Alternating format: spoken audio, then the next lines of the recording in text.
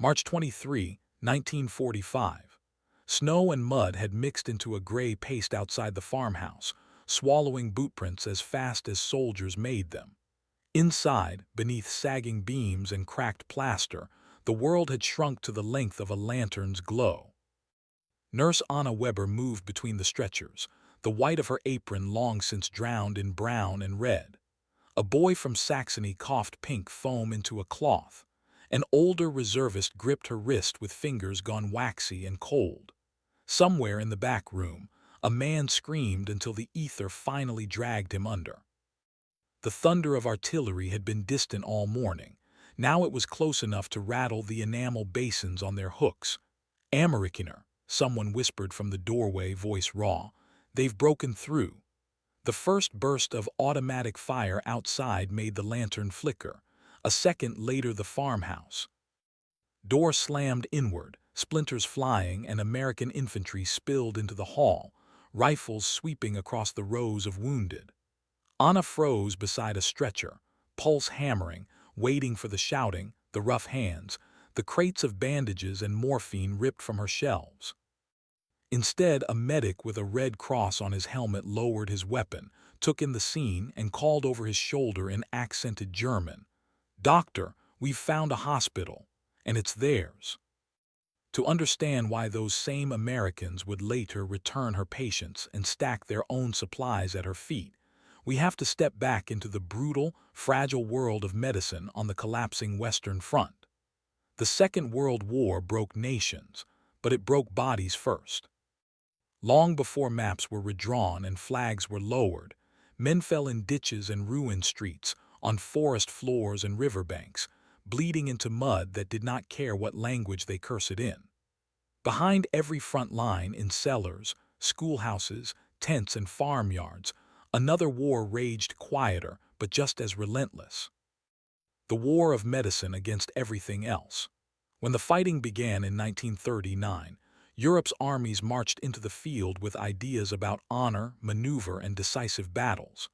Their medical corps marched with them carrying something else: bandages, morphine, bottles of ether, a few units of blood, the hope that science could outrun steel.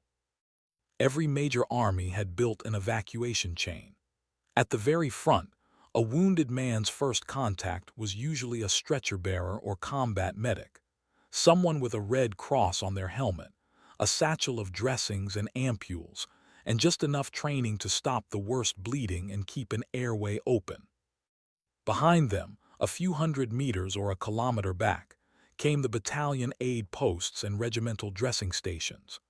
These were often nothing more than cellars reinforced with timber or hastily pitched tents, places where the wounded were tagged, triaged, and passed along the chain.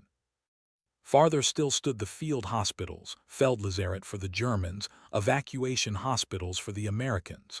These were where surgery happened. Amputations, laparotomies, the desperate, brutal work of cutting out shrapnel and sewing torn bodies back together while the walls shook with the next bombardment.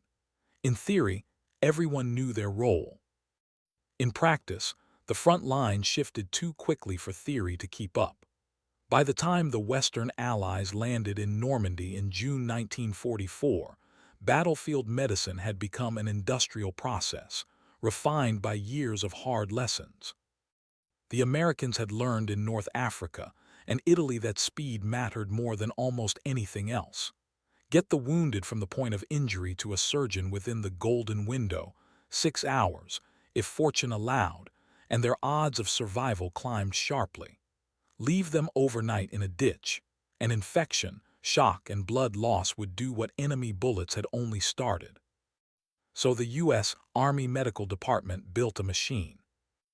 Aid men learned to work under fire, crawling to casualties with nothing but a bag and their courage.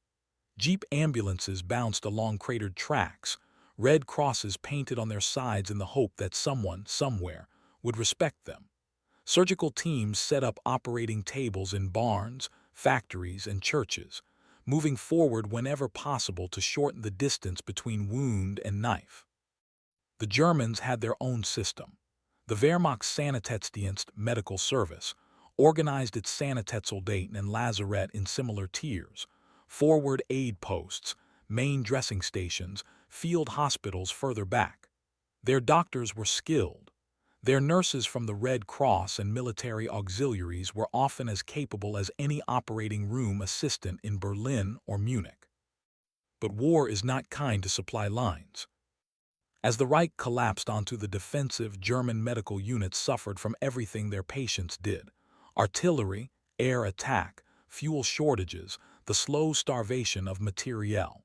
Trucks ran on fumes or not at all. Dressings were boiled and reused. Ether was stretched until patients woke up halfway through surgery, screaming. The Americans, with their vast industrial base, rarely lacked for basic supplies. They improvised, they made do, but they rarely boiled bandages twice. German nurses like Anna Weber wrapped wounds in whatever they had left. Sometimes that meant tearing up their own sheets. On paper, both sides accepted the Geneva Conventions. Medical personnel, clearly marked with red crosses, were to be treated as non-combatants. Hospitals, dressing stations, and ambulances were supposed to be respected, spared deliberate fire unless they were being used to shield combat units. In reality, the front was too fluid, and the fighting too chaotic for ideals to always survive contact with fear. Artillery batteries could not always see the Red Cross painted on a roof from 10 kilometers away. Fighter bombers strafed anything moving on a road, ambulance or not. Infantry, assaulting a village, kicked in doors without first checking for cots and drip stands. Most of the time, when medics were targeted, it was out of panic, confusion, or the simple fact that war had stripped away layers of restraint. Yet even in its darkest corners, something stubbornly human clung to the rules. American medics risked their lives for German wounded when the fighting paused.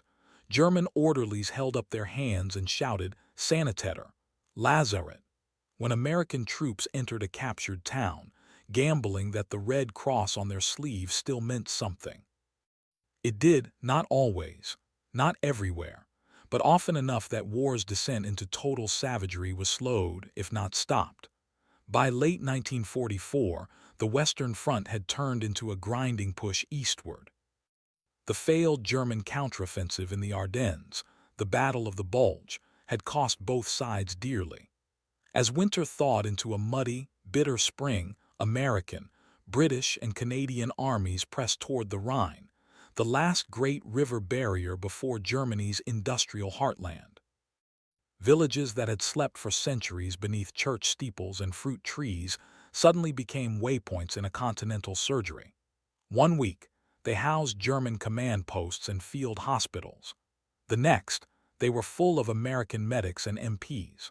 A week later, if the line shifted again, they might be silent ruins holding only the memories of shouted orders and whispered prayers. In such a world, medical units were both protected and exposed. They tended to sit close to roads for ambulances and near large structures for shelter. That made them obvious. It also made them easy to overrun when a front collapsed. For nurses like Anna, that meant waking up one day with Wehrmacht sentries at the door and going to sleep that night, if she could sleep at all, under the guard of men speaking English. For doctors like Lt. David Miller, it meant receiving briefings that included not only objectives and expected enemy resistance, but instructions on how to handle captured hospitals. Use them. Respect them.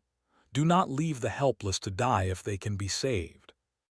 As the Allies closed on the Rhine in March 1945, the distance between those two worlds shrank rapidly, until, finally, they would collide in the dim, crowded rooms of a farmhouse where medicine tried to hold its ground against the flood. Anna Weber had not planned to stand between two armies in a crumbling farmhouse. She had planned to be a children's nurse. Before the war, Munich was her whole universe: trams clattering over cobblestones, the smell of coffee and coal smoke, the warm hush of hospital corridors. She had trained in pediatrics, learned how to coax frightened toddlers to open their mouths for thermometers, how to whisper to anxious mothers that fevers would break. Politics happened somewhere else, in speeches, in uniforms, in posters that changed on city walls. War changed that. The first time the sirens wailed over Munich and the sky filled with bombers, she was halfway through a night shift. The old building shook as anti-aircraft guns thumped in the distance. Windows rattled. Dust trickled from the ceiling. They carried the children to the cellar, blankets clutched to small faces, whispered stories trying to cover the distant explosions. Later, she helped sort the casualties sent from the blast sites. Burned faces, broken limbs, eyes staring in shock. Some wore uniforms. Some wore aprons like hers. Most didn't speak at all. In the weeks that followed, she watched the civilian hospital slowly change. More uniforms, fewer children. More military cases, fewer supplies. A senior doctor took her aside one evening, his voice weary. "You're competent, Schwester-Weber. The Army needs nurses. You'll be reassigned." Just like that, her world narrowed again, this time to field dressings, triage tags, and the endless smell of antiseptic over blood.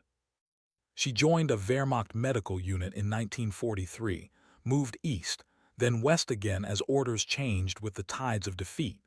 She slept in tents, worked in requisitioned schoolhouses, washed congealed blood from her hands in metal basins when the pumps still worked.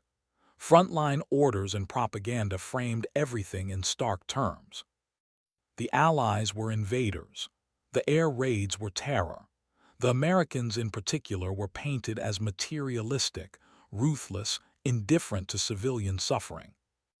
Anna absorbed the words without fully believing them.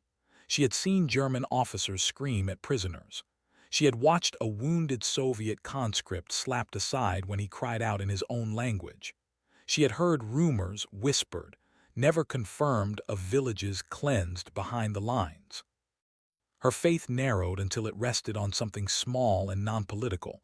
Whoever lay on her table, she would try to keep them alive. In late February 1945, her unit was pushed west into the shadow of the Rhine, folding back along with the battered divisions they served. Bridges were blown, roads choked with carts, refugees, retreating soldiers. Somewhere in the shuffle of orders, paperwork, and overloaded trucks, Anna and a handful of other medical personnel were left behind with a cluster of patients too weak to move. Not abandoned, not exactly, just deprioritized. A regimental surgeon, his own eyes red from exhaustion, pointed at a farmhouse on the edge of a village not far from the river. "That will be your Vorposten Lazaret," he told her. "Forward aid station. We'll send you what we can. Evacuate anyone fit to travel if we have time." "And if you do?" Anna asked. He hesitated. "Then the Americans will take them," he said. "They are not animals. They run hospitals. They will treat them if they can." It was the closest thing to comfort he could offer. The farmhouse was old, stone-walled, and too small for what she needed. They cleared the furniture from the main room, laid down straw and blankets, improvised stretchers from doors. Lanterns hung from nails hammered into beams. A pigsty in the yard became an ambulance bay. The kitchen turned into a dispensary, its shelves filling with morphine ampules, iodine bottles, dwindling rolls of bandage. Over a dozen patients arrived the first day. Then more, shrapnel wounds, frozen feet, pneumonia, a tank crewman with burns along his arms and neck, boys who had lied about their age to enlist and now lay shaking, eyes too wide in the lantern light. Anna worked until her legs trembled. Outside, rumors seeped through the cracked shutters with the cold air. The Americans had crossed here, here, and here. A neighboring unit had been encircled. Someone claimed to have seen white stars on tanks just 20 kilometers away. The regimental surgeon visited once more, 2 days before the date that would burn itself into her memory. His voice was gentle but urgent. "We are pulling back toward a new line," he told her. "You will stay with the non-transportable. There is no fuel for extra ambulance trips and no time." Anna's stomach knotted. "Alone." He shook his head. "You and whoever volunteers to remain. You are medical personnel. The Americans respect the convention. You will be treated as non-combatants. And the patients, she pressed. He looked over the rows of cots, the faces turned toward them in half-understood fear. If they are lucky, he said quietly, the Americans will have more supplies than we do.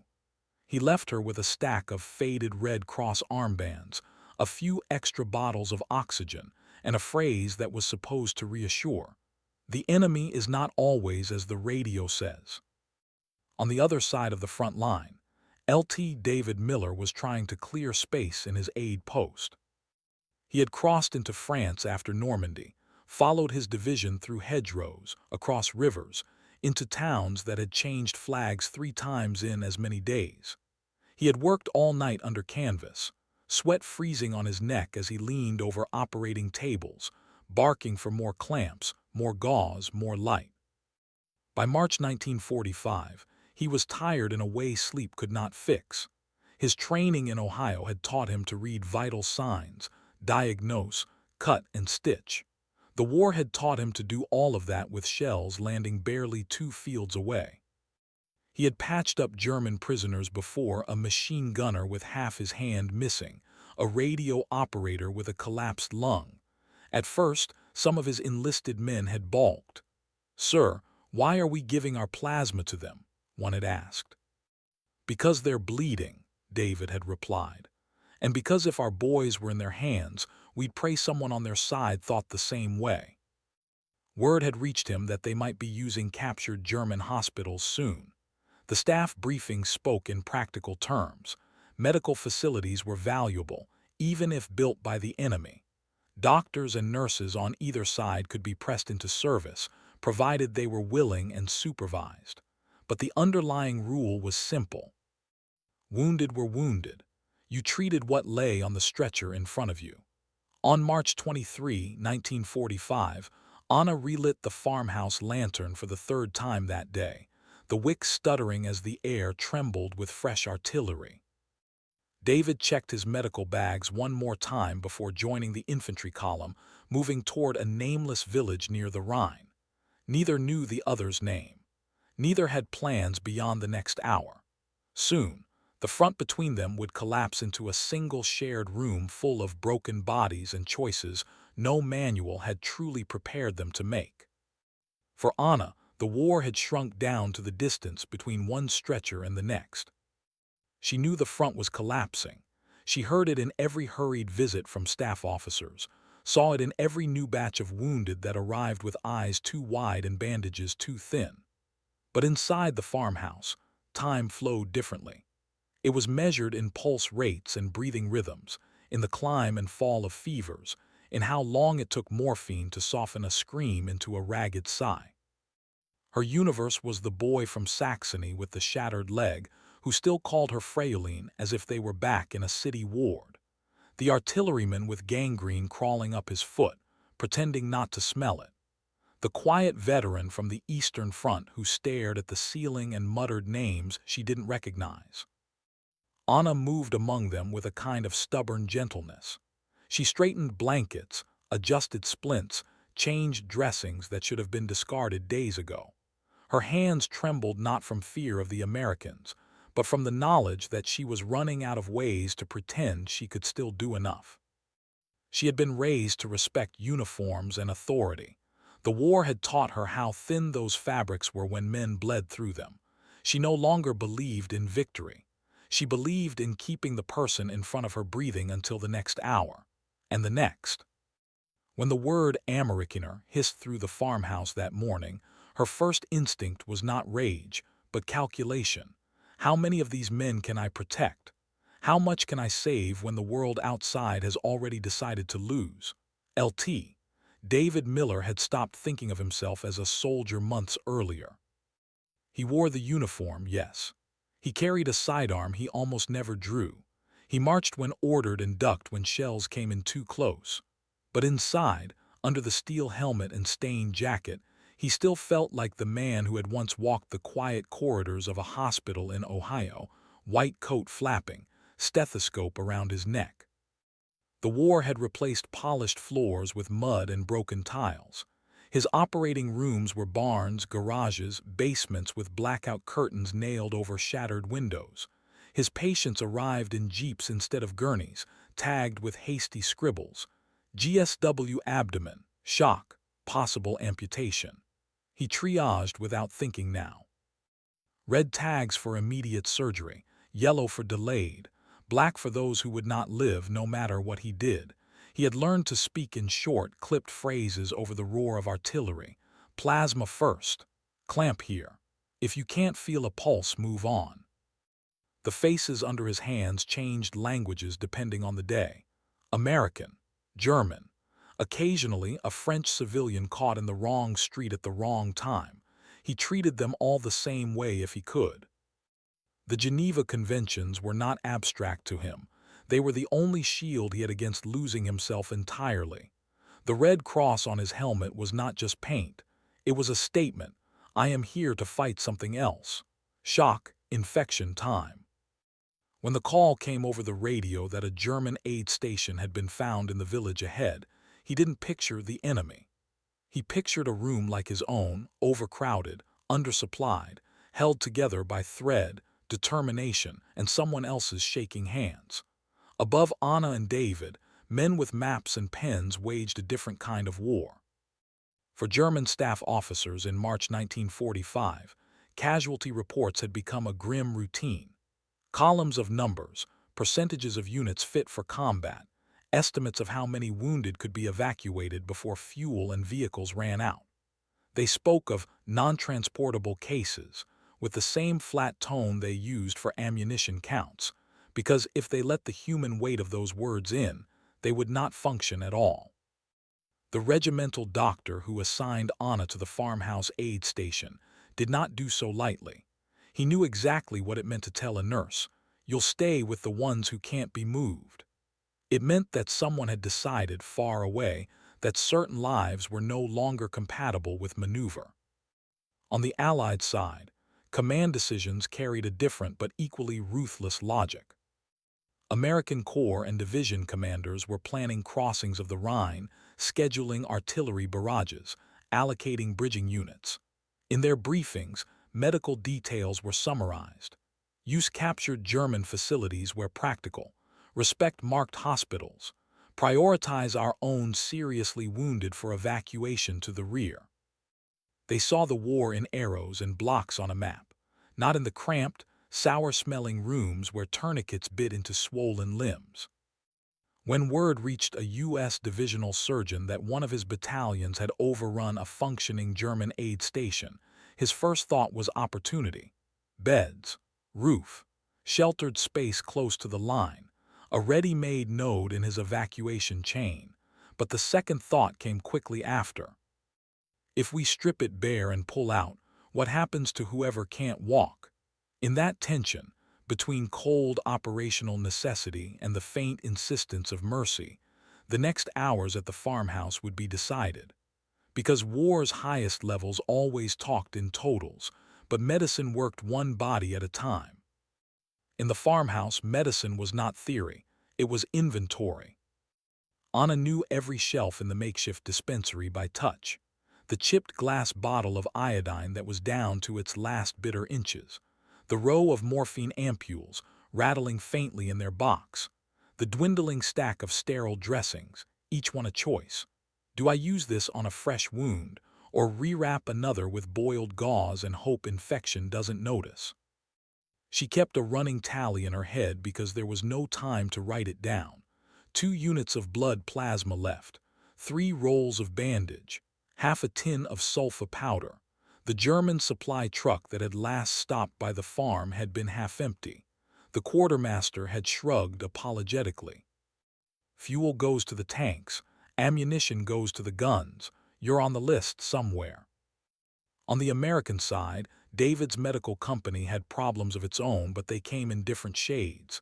He did not lack bandages. He lacked enough hands to use them. Plasma bottles clinked in their crates. Morphine syrettes were locked in metal chests, counted and recounted. His challenge was not absence but distance, getting what he had to where it was needed before blood loss made the question moot. To higher command, these were logistics. To the men on stretchers, they were the difference between waking up and not. When David walked into the farmhouse later and glanced at Anna's shelves, he didn't need a translator. He saw a familiar language in the gaps. They were running on fumes. The decision he would make about his own supply crates would be written not on any map, but on those empty spaces. The red cross on Anna's sleeve had been a comfort once.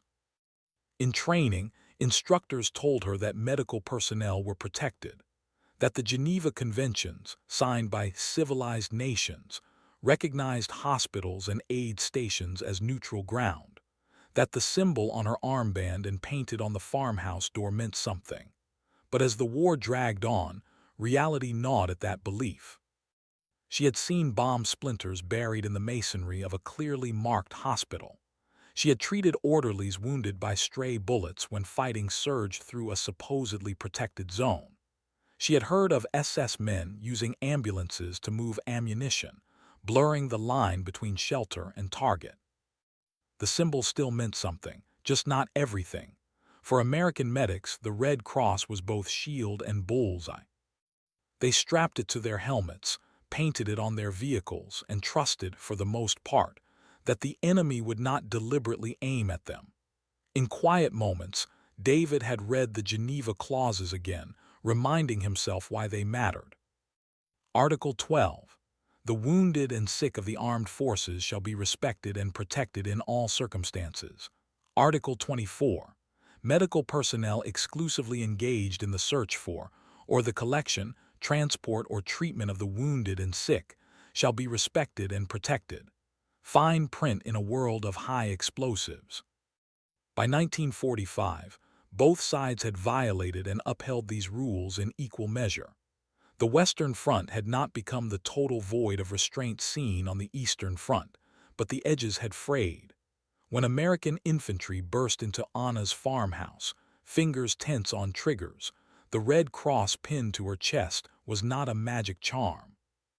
It was a reminder, to them as much as to her, of what they claimed to be. What happened next would test whether that claim still held under the weight of exhaustion and revenge. In any war, triage is not just medical, it is moral. For Anna, it was choosing between the boy whose leg might be saved with hours of careful work and the older man whose abdomen wound would almost certainly kill him no matter what she did. For every minute she spent on one, she stole a minute from the other. She had learned to live with that small, daily cruelty. But the looming arrival of the Americans sharpened the questions in unsettling ways. Would they only help their own? Would they load up every walking wounded German and leave her surrounded by the dying, with nothing but bloody rags to offer them? Would they see her as a nurse or as a prisoner wearing a white dress? On David's side, the moral math was different but no less brutal. His training said treat all wounded. His orders said prioritize Americans. His supplies said there was never enough for everyone. He had already taken criticism for wasting plasma on German prisoners in previous battles. "Sir, they were shooting at us an hour ago," one sergeant had argued. "Yes," David had replied. "Now they're bleeding. The rifle is on the floor. That changes the equation." But did it? To some, no. To him, yes. When his battalion stormed the village and reported a functioning German aid post full of wounded, David knew what the manual would recommend. Seize usable supplies, transfer any prisoners capable of travel to the rear, leave the rest to whatever the collapsing German system could manage. What he felt was something else. If he stripped that farmhouse bare, he might as well have cut those men's throats himself slowly, with red tape instead of steel. Caught between doctrine, practical need, and the stubborn whisper of conscience, he would soon step through Anna's doorway with a decision forming that no briefing had covered. That doorway, crowded with stretchers and smelling of blood and carbolic, was where the front line between enemy and healer would shift. March 23, 1945. Near the Rhine. The day began with fog hugging the fields and ended with the front line crashing straight through the farmhouse walls. By mid-morning, the village outside Anna's aid station sounded like a storm made of metal. Tank engines growled somewhere beyond the orchard.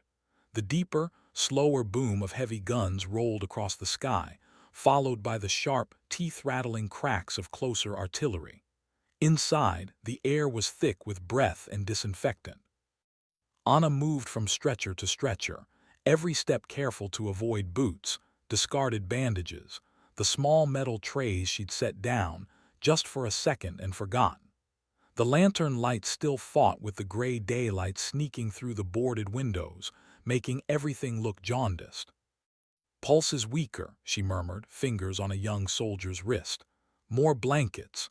One of the orderlies, a thin man in a too-large tunic, nodded and adjusted the pile over the boy's chest. Outside, someone shouted an order. A truck revved, gears grinding. Then came the whistle of incoming artillery, a sound nobody ever fully got used to. The first shell fell somewhere in the field behind the farmhouse. The explosion shook dust from the rafters. A second landed closer, rattling the enamel basins so hard they chimed. A runner burst through the door, panting, mud up to his knees. "Schwester Weber," he gasped. "The regiment is pulling back. They're forming a new line east of the village." Anna wiped her hands on her apron, leaving red streaks. "What about the transports?" He hesitated, eyes flicking over the rows of faces. "Most of the trucks are already loaded," he said. "They're taking the walking wounded and those light enough to move fast. The doctor says you stay, you know that." She had known it was coming. Hearing it still landed like a blow. "How long?" she asked. He listened to something only he could hear, the distant chatter of machine guns, the pattern of explosions. "Not long," he said. "There's talk the Americans are already on the west side of the village." He pressed a folded paper into her hand, a brief note from the regimental surgeon, more formality than message. "Remain with non-transportable cases. Display Red Cross. Enemy expected to respect medical personnel." "God be with you," the runner said, voice low. Then he was gone, the door banging shut behind him. For a few seconds, the only sounds were the groans of the wounded and the faint tick of the lantern's mantle. Anna unfolded the note, read it once, then tucked it into her apron pocket. It didn't tell her anything she didn't already know. She looked around the room. On the nearest stretcher, a sergeant with both legs in splints met her eyes. "They're leaving, aren't they?" he asked. She couldn't bring herself to lie. "Yes," she said, "they are." "And us?" "You have me," she replied. "For now that will have to do."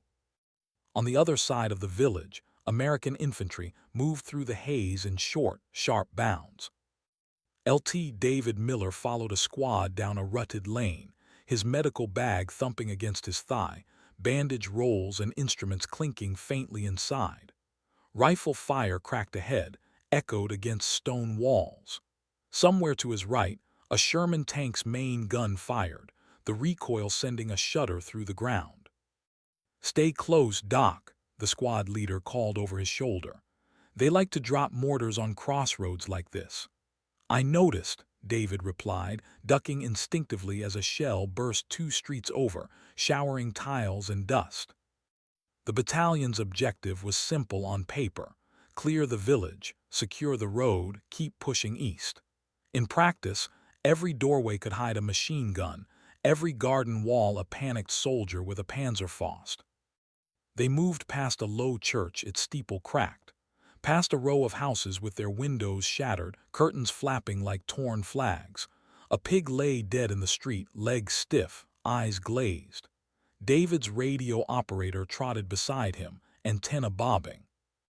"HQ says there's a German medical point somewhere in this sector," the radio man shouted. "Intel from prisoners.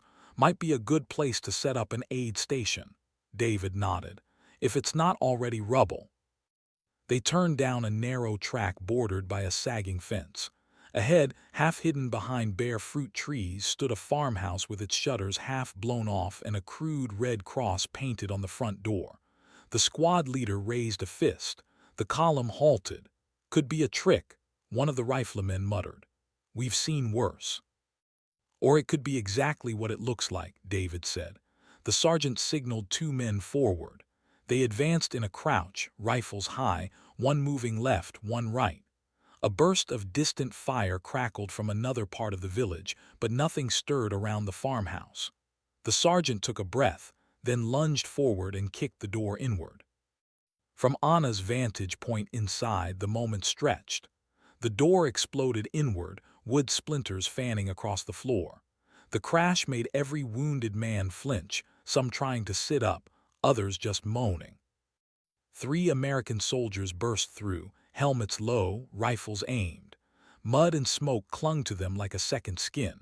One swept his weapon toward the back room, another toward the row of stretchers, finger taut on the trigger.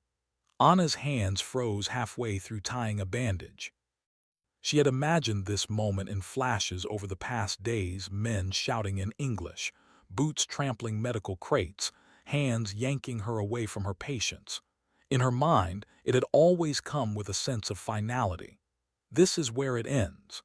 This is where they show us what kind of enemy they really are.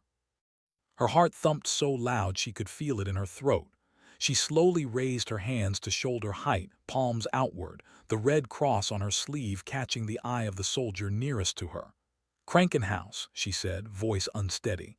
"Lazaret, Verwendiet." The nearest American's gaze flicked around the room. He saw the rows of bandaged limbs, the gray faces, the makeshift drip rigs made from bottles and string. He saw the nurse standing between them like she'd grown out of the floorboards there, hands and apron stained with other people's lives. His rifle muzzle dipped a fraction. "Doc," he yelled over his shoulder, backing up a step but not taking his eyes off Anna. "You better see this." The rest of the squad fanned through the building, checking corners, peering into the kitchen, the back room where a man lay under ether with a crude dressing over his stomach. One soldier checked the cellar, calling up, "Just potatoes and a lot of dirt, Sarge." Then David stepped through the doorway. The smell hit him first, blood, sweat, something sour underneath, the familiar tang of carbolic trying to cover everything. It was the scent of every forward aid station he'd worked in since Normandy. His eyes took in the layout automatically. Main room, maybe a dozen serious cases, several more in the next room. Minimal equipment, a nurse and 2 orderlies. Shelves almost bare. He could have been walking into one of his own aid posts, mirrored with different uniforms. He met Anna's eyes. For a second, language didn't matter. He saw exhaustion there and defiance and fear held tight around the edges like a bandage. He switched to slow, clear German, the phrases he'd learned over too many nights with German prisoners on his tables. "Are these all wounded?" he asked. "No soldiers hiding here. No weapons." She blinked at hearing her own language from his mouth, then shook her head. "Nur Verwendiet," she said. "Only wounded. No weapons. We are nurses, medics." He looked to his squad leader, who shrugged. "We swept it, sir. Just cots and bandages. No one here's gonna be charging our tanks anytime soon." David stepped fully inside, lowering his own sidearm holster flap. "To all units," he called to the men in the room, "this is a medical station. Weapons down, help me check these men." One of the riflemen frowned. "Sir, they're Krauts." "They're wounded," David replied. "That's what I see." The soldier hesitated, then slung his rifle and moved to help lift a stretcher so David could examine the man's back. Anna watched, stunned, as the Americans shifted from intruders to something else. Rough, wary, but suddenly gentler around the edges, hands careful under splints and bandages. They had taken her farmhouse in less than a minute. What they did with it in the minutes that followed would redraw a different kind of line. Outside, the thunder of guns continued.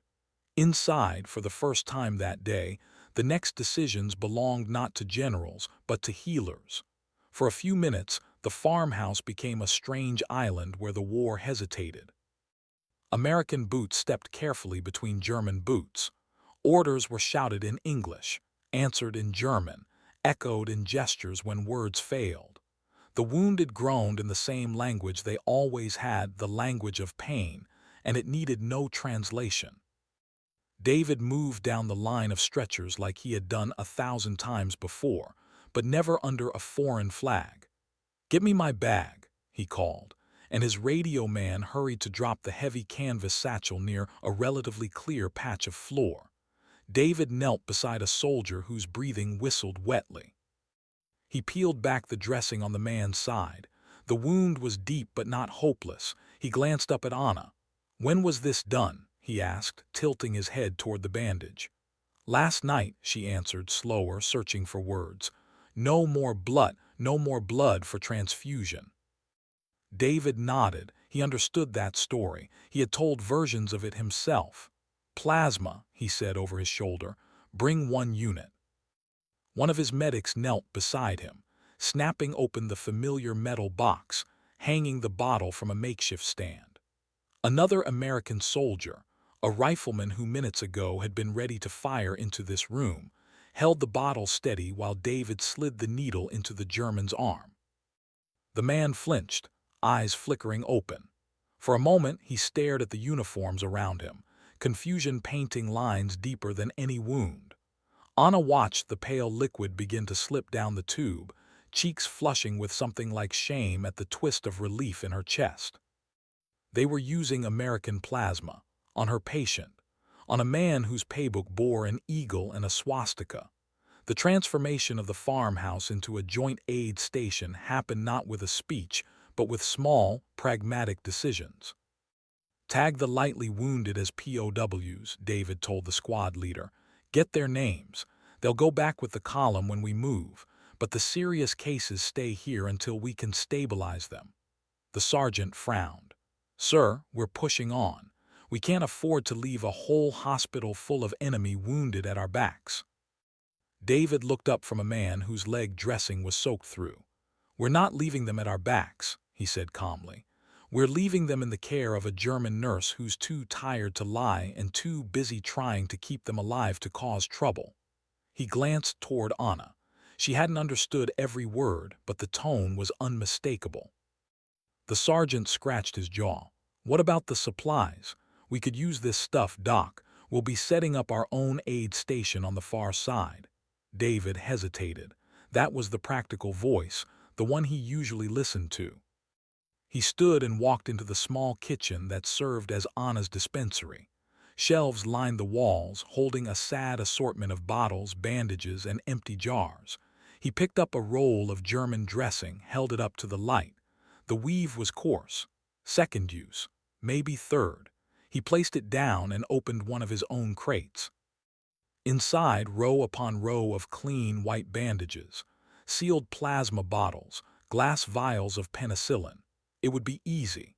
He could load it all back onto his jeeps, claim it as captured materiel, and no one would question it. His own men might even thank him. He pictured the faces on the stretchers in the next room. If he took his supplies back, they were not enemy the army would fight again. They were just men who would bleed out slower, without morphine, without clean dressings, without anything resembling a chance. A shell landed closer than before. The farmhouse shuddered. Dust and fine particles of plaster rained down like gray snow. "Sir," the radio man called from the doorway. "HQ says we need to pull the battalion aid post back. Enemy shells are walking this grid. They want us out 2 kilometers east before dark." David closed the crate slowly. He stood in the doorway between the dispensary and the main room, caught for a heartbeat between two worlds. In one, he was a good officer.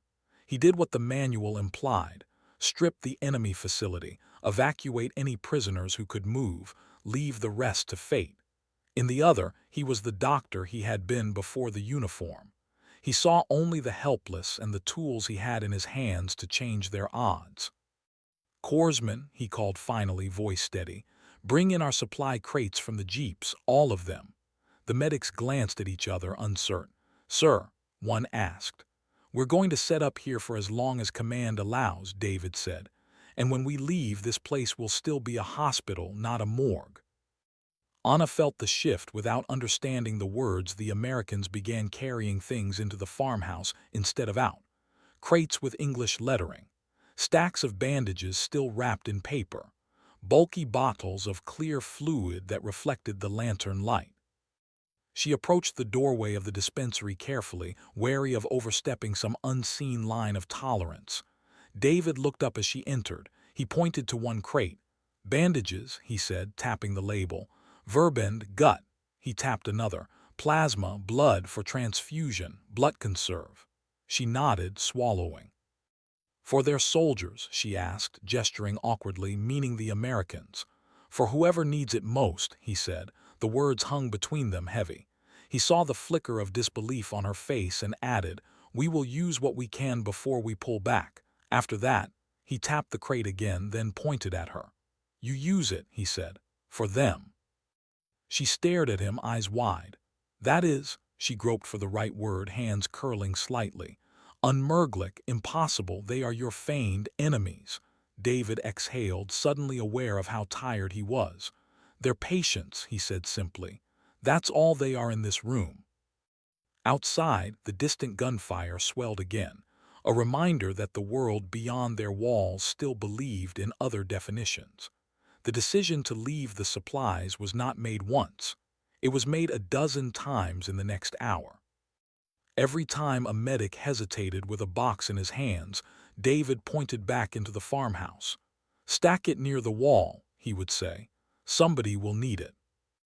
Every time an American rifleman glanced skeptically at the bandages being wrapped around German arms with American hands, he met David's eyes, then looked away, something unspoken but grudgingly accepted passing between them. They stabilized as many as they could. American wounded began to arrive, a man with shrapnel in his shoulder, another with a leg wound. They were laid on straw beside German soldiers, separated only by the direction their boots pointed. Anna found herself helping an American medic splint one of his own men, miming instructions as they worked. He grinned faintly, sweat beading on his brow. "Same bones," he said in halting German, tapping the man's leg. "Deutsch Amerikaner, same bones." She almost smiled back, the absurdity of the sentence cutting briefly through the heaviness in her chest. By late afternoon, the shelling had shifted deeper into the village. Radio chatter in the corner intensified. "Time to go, Doc," the squad leader said, stepping into the farmhouse, helmet pushed back. "Orders from battalion, the line's moving. We're to establish a new aid post at the crossroads east." David straightened slowly, wiping his hands on a towel that had long since given up trying to stay clean. He looked around the room. Some of the wounded were sleeping under ether or pure exhaustion. Some stared at the ceiling. One or two American soldiers were sitting up, backs against the wall, legs stretched out, eyes following every move. Anna stood near the center between two rows of stretchers as if rooted there. David crossed to her. "We have to pull back," he said. "Our units are moving on. Artillery will be heavier here soon." She nodded once, throat tight. "You will take them?" she asked, gesturing weakly at the wounded. "Als Jeffengene, as prisoners." "Some," he said. "Those who can be moved safely will send with our column. They'll go to a POW hospital. They will be in order." He hesitated, then continued. "The others stay with you. You know their cases. You have more supplies now than you did this morning." He tilted his head toward the stacked crates against the wall, American olive drab beside German field gray. Her eyes followed his gaze, then returned to his face. "Why?" she whispered.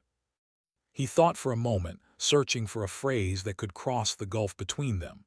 "In our law," he said, choosing his words carefully, "a doctor treats the wounded, not the uniform. And I would not be able to sleep if I walked away and left you with empty shelves." A shell landed closer. The walls shuddered.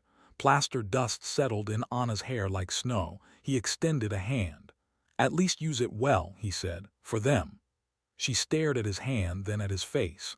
Slowly, almost as if afraid the gesture might vanish if she moved too quickly, she reached out and gripped it. His handshake was brief, firm, warm despite the chill. "Dank," she said. The word felt inadequate. He nodded. "Take care, Schwester Weber." He turned and began barking orders. "Tag the remaining severe cases as non-ambulatory POWs. Record their names. Stack what empty crates we're taking. Leave the rest. Let's move. American soldiers filed out in ones and twos, some pausing at the door to give the room a final, uncertain glance. One young private lifted a hand in a half-wave toward Anna before disappearing into the gray light. Then they were gone. The noise of their boots faded down the lane, swallowed by the distant rumble of trucks and guns. The farmhouse door swung half shut, swinging back and forth in the draft before settling. Silence crept in around the moans and mutters. Anna stood alone in the center of the room, surrounded by her wounded, her two exhausted orderlies, and more medical supplies than she had seen in months. She had been ready for chains, for confiscation, for the Americans to leave her with nothing but empty shelves and dying men. Instead, she had been handed responsibility. And with it, something she had not felt in a long time: a chance. For a few seconds after the last American voice faded, the farmhouse felt impossibly large. It was the same small building it had been that morning, the same cracked beams, the same sagging roof, the same draft sneaking under the door, but something in the air had changed. The presence of men with rifles, the constant edge of shouted command, had given the place a kind of tense energy. Now that they were gone, only the softer sounds remained. Breathing, a suppressed groan, the faint clink of a metal hook swaying from a beam where a plasma bottle now hung. Anna inhaled slowly, trying to steady her hands. Work first, questions later. She moved to the nearest stretcher. The young Saxon boy whose pulse she had checked before the first shells walked closer. His skin still looked waxy, but the bluish tinge around his lips had faded a little since the Americans had hung a bottle of plasma for him earlier. She pressed her fingers to his wrist. The beat under her fingertips was still weak but steadier. "Du bleibst bei mir," she murmured. "You stay with me." One of her orderlies, Becker, leaned in the doorway, shoulders slumped. "Are they really gone?" he asked. "For now," Anna said. She glanced at the stacked crates against the wall, Americans stenciling neat and alien on their sides. "They left this." Becker stared at the supplies like a man looking at a mirage. "Is it a trick?" he asked. "Maybe they marked it somehow, so they can accuse us later." Anna shook her head more firmly than she actually felt. "It's bandages," she said, "and blood and morphine. If it is a trick, it is a very expensive one." She went to the kitchen and began opening boxes with careful fingers. The smell of new gauze and antiseptic rose from them, startlingly clean compared to the sour odor of their existing stores. Inside one crate, rows of morphine syrettes lay in cotton padding like delicate tools. In another, penicillin vials glinted faintly. For a moment, Anna just stood there, the enormity of it washing over her. She thought of the nights spent boiling old bandages, scraping dried blood from gauze with blunt fingernails. Of the men whose fevers had climbed because there was nothing left to give them but damp cloth and hope. Now, in one impossible afternoon, the enemy had given her enough to turn the odds for dozens. It felt like theft to even think of it. Then a man in the main room cried out, a raw, tearing sound, and the moral philosophy of it all vanished under the old, familiar imperative. He was the burn victim from the tank crew, bandages stuck hard to his skin. She had been avoiding changing them, knowing she would do him more immediate harm than good with what little she had. Now, she walked back with a stack of brand-new American dressings in her arms. "Becker," she said, "heat water, as much as you can, and find the ether. We're doing this properly." The next hours blurred into a different kind of battle. They started with those closest to the edge. The man with the deep chest wound who had received half a bottle of plasma from the Americans now got the rest. She watched his color shift gradually from ashen to something that almost resembled life. His breathing, once a ragged rattle, leveled into something she could match a pulse to. She cleaned a bayonet wound with more sulfa than she would have dared use before. She rewrapped a gangrenous foot with fresh gauze, the smell still awful but no longer overwhelming the room. Once, while drawing up penicillin into a syringe, she caught herself humming under her breath. The sound startled her. It had been months since music had survived in her mouth. In a cramped corner near the back wall lay a man who had not spoken since dawn, a quiet veteran from the east with a shrapnel scar along his scalp. When she bent to check on him, she realized another uniform had been tucked onto the straw beside him. An American. He was young, his face freckled, his trouser leg ripped and hastily bandaged. The tag tied to his jacket read GSW calf, no fracture, written in an American hand. He looked at her, eyes clear but wary. "You are Krankenschwester?" he asked, mangling the word but trying. She nodded. "Nurse. Yes." He glanced at the shelves, at the crates, at the German soldiers flanking him on either side. "Funny place," he said in slow, careful English. "For enemy." She almost smiled. "Not today," she replied, picking at his bandage. "Today everyone is patient." He winced as she peeled the dressing back. The wound was angry but clean. Whoever had wrapped it had known what they were doing. "Your doctor," she said, nodding toward the door the Americans had gone through. "He is, Sayer Gut, very good." The young man's mouth twitched. "Yeah," he said softly. "Doc Miller, he's a pain in the ass, but he keeps us walking." She didn't catch every word, but she understood the tone. "He saved some of mine too," she said. The idea settled between them, improbable and oddly comforting. That night artillery continued to thud in the distance, but no shells landed close. The line had moved just as the runner had said it would. Once or twice German infantry stumbled in, soot-streaked, eyes wide, asking if this was still a hospital or already a prison. "Both," she answered. "Lie down." At some point near dawn, a staff officer arrived, gray uniform immaculate despite the mud outside. He stood in the doorway, taking in the scene. German wounded, an American prisoner snoring lightly in the corner, shelves filled with unfamiliar crates. "Where did this come from?" he demanded, gesturing at the supplies. "From the Americans," Anna said, too tired for pretense. "They used some, then they left them for us." He stared at her as if she'd spoken nonsense. "To what purpose?" he asked. "To keep them from dying," she replied simply, nodding toward the stretchers. He moved closer, inspecting a plasma bottle, squinting at the English labels. "This is valuable material," he said sharply. "It should be catalogued." "You can list it," she said, "after I use it." For a moment she thought he might pull rank, order crates sealed, challenge the strange logic of what had happened here. Instead, his shoulders slumped, the stiffness leaking out of him. "Just do the best you can," he said quietly. "It may be more than they will get anywhere else." As he left, he paused and looked back. "They left you their medicine," he said. "But they also left you something else, Schwester Weber, responsibility." She knew that. She felt it in every syringe she filled, every bandage she chose not to reuse. For 48 hours, the farmhouse existed in a strange pocket of war German territory, stocked with American supplies, held together by one exhausted nurse and her dwindling staff. Outside, the front rolled on, indifferent.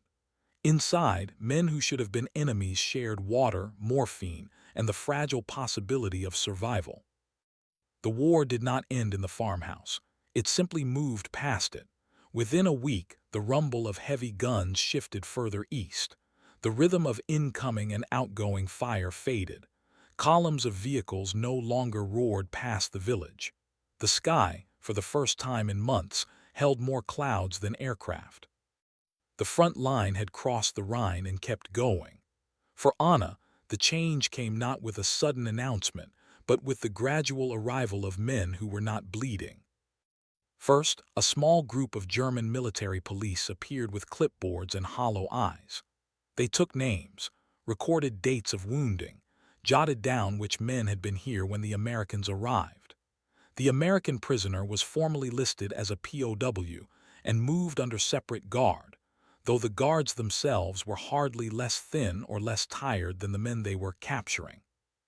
Then, one morning, a jeep rolled up the lane with a white flag and a Red Cross board tied to its grill. The driver wore an American uniform.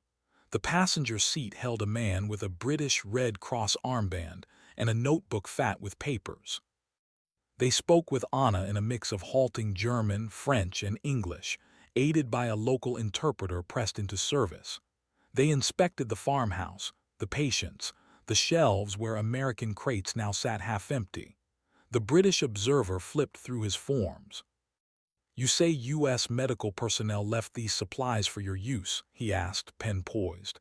"Yes," Anna replied. "They treated some of ours as well, then they went." He scribbled something down. "Do you know the name of the American doctor?" She frowned, thinking. "Miller," she said finally. "Lieutenant Miller, I think." The observer nodded slowly, underlining the name. "This will be noted," he said, "for Geneva." The phrase sounded strangely formal for what had happened here. She wondered what a committee in some distant city could make of a day when the enemy had handed her their own medicine and walked away. The war ended in May. Not with fireworks or triumph, but with a kind of exhausted exhale that rippled across Europe. The radios spoke of unconditional surrender. The newspapers printed headlines so large they seemed to shout.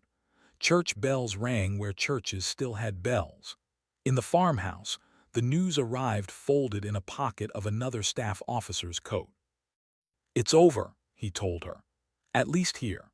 Some of her patients were transferred to larger hospitals in cities that now lay in ruins.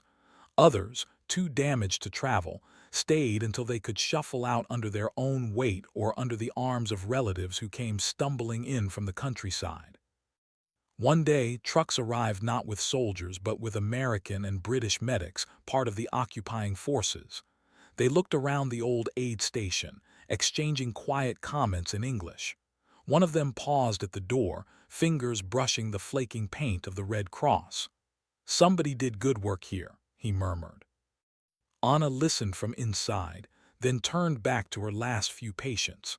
Habit had built walls around whatever emotion might lie beneath those words. Later that summer, she was demobilized. The uniform went into a trunk. The armband she kept in a drawer, folded carefully. When she found work at a civilian hospital in Munich, now a landscape of rubble and scaffolding, she pinned a new Red Cross to a new coat and walked the wards of a different kind of battlefield. Malnutrition, disease, shock without shrapnel.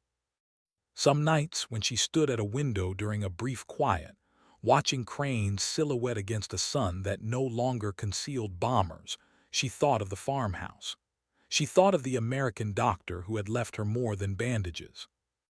He had left her proof that the rules she'd been taught as a student, about medical neutrality, about the duty of care, were not just fragile idealism waiting to be crushed. They had survived contact with war.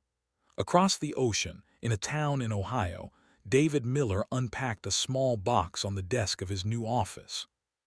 He had come home through a string of processing camps and crowded troopships, through parades he barely remembered and questions he never quite knew how to answer. How was it over there? People asked. Busy, he would say. Loud. He set a stethoscope on the desk, smoothing the tubing with his thumb. Next came a framed certificate, his medical degree freed from storage, a photograph of his parents, a small, worn Bible someone had pressed into his hand before he shipped out. At the bottom of the box lay a faded strip of white cloth with a red cross sewn on. He held it up, feeling the stiffness where dried sweat and disinfectant had set in. It wasn't his. His own armbands had been lost, torn, discarded when filthy beyond recovery. This one he had taken from a nail in the farmhouse as his unit prepared to pull back, an extra, unused armband with German stitching. He hadn't meant to keep it. It had ended up in his kit by accident, folded between notes and forms. Only later, in a quieter moment, had he realized why he had not put it aside. It wasn't a trophy. It was a reminder.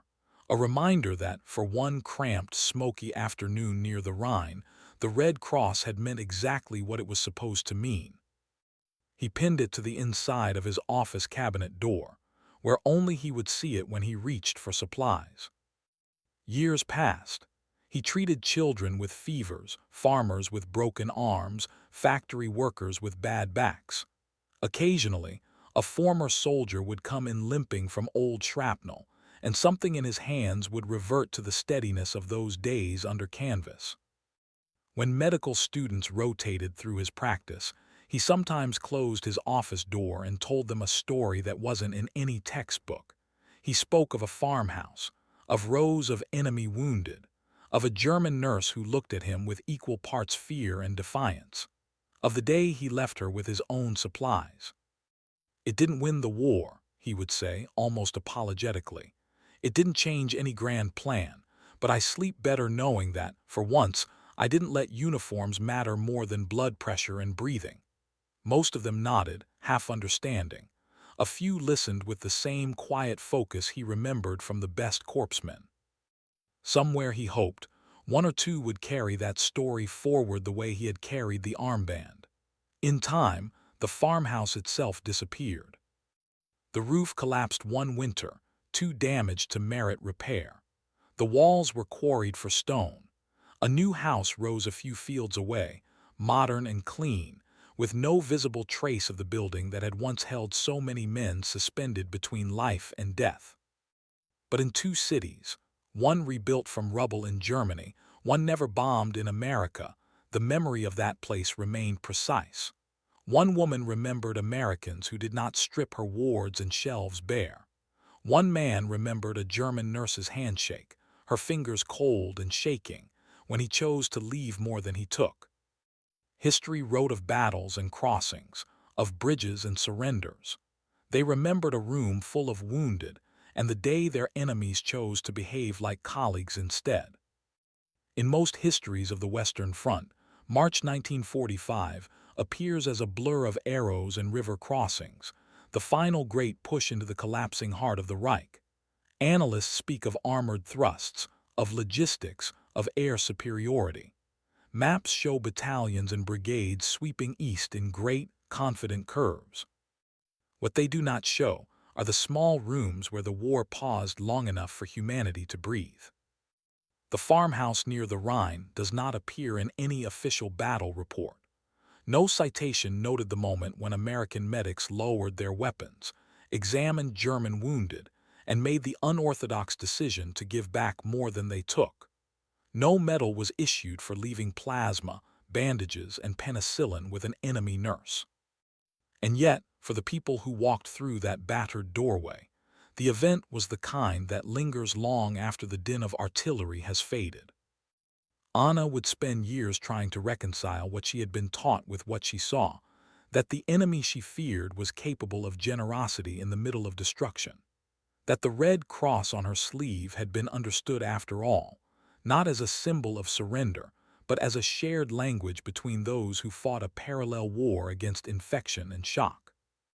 David would carry the memory forward into a quieter life, telling it only in the corners of conversations, as if afraid that saying it too loudly might invite disbelief.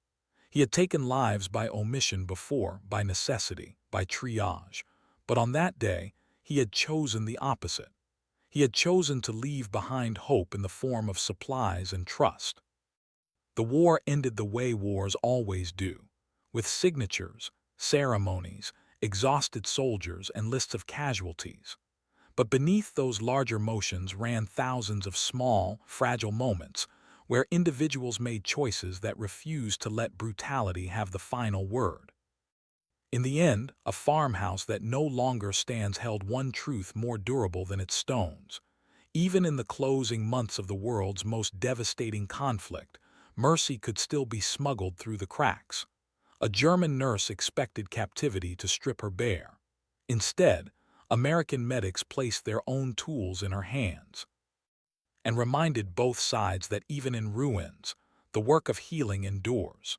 Subscribe for more true stories that remind us of what it means to be human, even in the darkest of times.